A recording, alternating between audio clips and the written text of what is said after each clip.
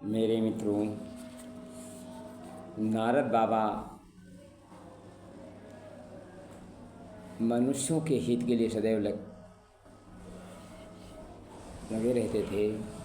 देवर्षि नारद हुए भक्तों में शिरमौर, परहित चिंतन में निरत उनसा कोई न और। निज स्वार्थों की चिंता तज वे परहित चिंतन करते थे। सब भक्तों को सन्मार्ग दिखा उनकी पीड़ा को हरते थे। बस इसीलिए तो श्रीहरि ने था उनको ये सम्मान दिया। जब चाहे पहुँचे विष्णु धाम उनको वांछित वरदान दिया। ये समय समय पर भूतल पर विचरण भी करते रहते थे, पर भवताप से पीड़ित जन की चर्चा से हर्षे कर। उनके मन में एक दिन आया एक विचार, दुखी दरिद्र विद्यार्थी का कैसे हो उद्धार। देवर्षि नारद भगवान के अनन्य भक्त थे और सदैव परहित चिंता में लगे रहते थे। उनमें विशेष 4 विशेषता थी। नंबर 1 लोक कल्याणकृत, नंबर 2 धर्म धारणा संस प्रसारक, नंबर 3 व्रति यायावर एक स्थान पर नहीं रहते थे, नंबर 4 अव्याह गति किसी भी समय पर कहीं जा सकते थे, ऐसे नारद थे। तो उन्होंने भगवान से पूछा कि विद्यार्थी का कैसे कल्याण। भगवान ने कहा, हे नारद,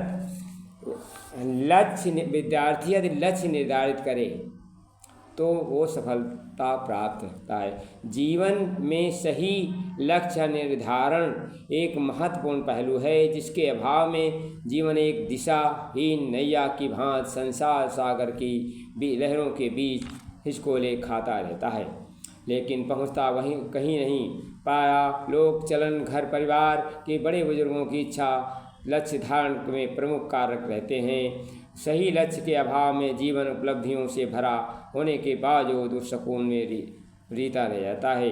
जीवन लक्ष्य को निर्धारण बहुत सरल कार्य भी नहीं है। बहुत सौभाग्यशाली लोग हैं जो जीवन लक्ष्य स्पष्ट है, अन्यथा इंसान भ्रामक लक्ष्यों में खोया मन बहलाता फिरता है।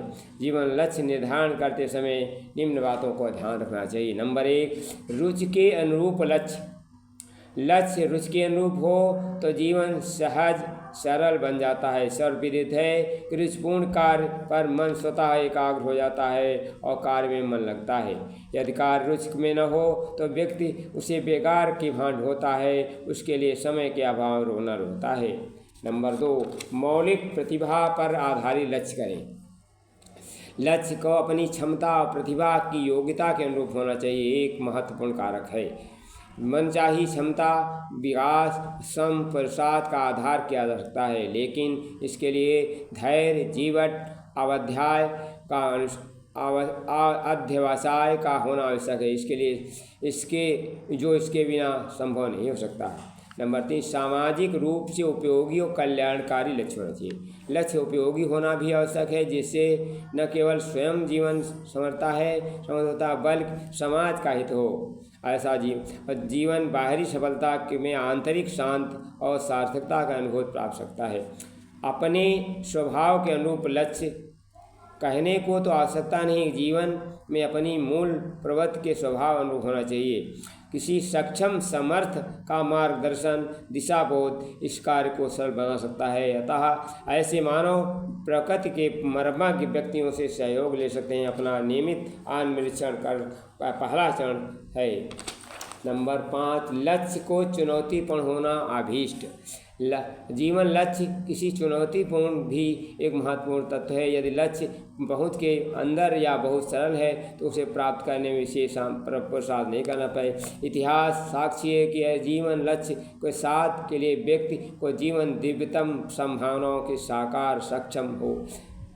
लक्ष्य में आदर्श और व्यवहार का संगम होना। निसंदेह जीवन लक्ष्य आदर्श के अनुरूप हो, जिसमें अंतर्निहित क्षमताओं को प्रकटीकरण संभव हो सके, जीवन का विकास सुनिश्चित हो सके। प्रगति पर हम नियमित अंतराल मापन करें। अकल्पनीय आदर्श निर्धारित लक्ष्य जिसका कोई व्यवहारिक स्वरूप न हो, जिसकी प्रगति का पैमाना न हो, जीवन लक्ष्य रणक्षेत्र में झंझावत में आगे बढ़ने के लिए सहायक होते हैं। लक्ष्य जीवन का नया अर्थ देता है, नित्य प्रति चुनौतियों का अवसर में बदलने का सहारा देता है, एक श्रेष्ठ रूप प्रकट होने का अवसर देता है, आत्मिक विकास का आधार। लक्ष्य अंततः व्यक्तित्व को चरम परम संभावनाओं का साकार करने के लिए मार्ग प्रस्तुत करता है। ऐसे जीवन लक्ष्य को निर्धारित करना चाहिए, क्योंकि गुरु जी का बिगुल बज चुका है। बिगुल बज रहा महाक्रांति का, वीरों शौर्य दिखाना है, असमंजस में समय गंवा कर कायर नहीं कहाना है।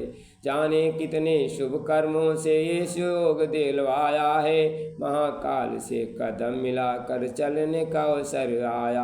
हम सच्चे साथी हैं, प्रभु के ये विश्वास बढ़ाना है। बिगुल बज रहा महाक्रांति का, वीरों शौर्य दिखाना, असमंजस में समय गंवा कर कायर नहीं कहाना। धन्यवाद।